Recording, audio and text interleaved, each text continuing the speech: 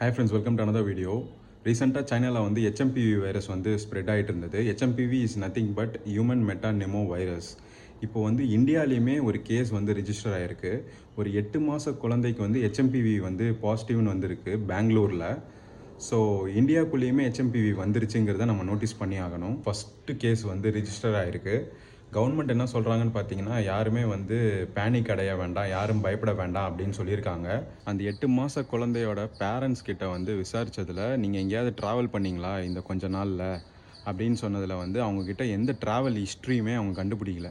So அவங்க எங்கேயுமே travel பண்ணாமலே எப்படி இந்த HMPV வந்து இந்தியாவுக்குள்ளேயும் டிடெக்ட் ஆச்சுங்கிறது வந்து இப்போ எல்லாருமே யோசிச்சுட்ருக்காங்க. ஸோ சைனாலேருந்து அந்த வைரஸ் வந்து ஸ்ப்ரெட் ஆகலை. அவங்க எங்கேயுமே போகல, ஆக்சுவலாக எங்கேயுமே ட்ராவலும் பண்ணல. ஸோ இந்த விஷயத்த வந்து ஹெல்த் டிபார்ட்மெண்ட் வந்து சொல்லியிருக்கிறாங்க. எல்லாருமே கேர்ஃபுல்லாக இருங்க. முடிஞ்ச அளவுக்கு வந்து மாஸ்க்கு கூட யூஸ் பண்ணுறது நல்லது தான்.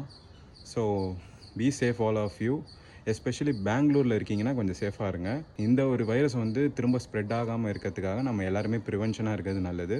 அண்ட் இந்த வீடியோ நிறைய பேருக்கு ஷேர் பண்ணி விடுங்க. And I will see you guys in the next video. Bye.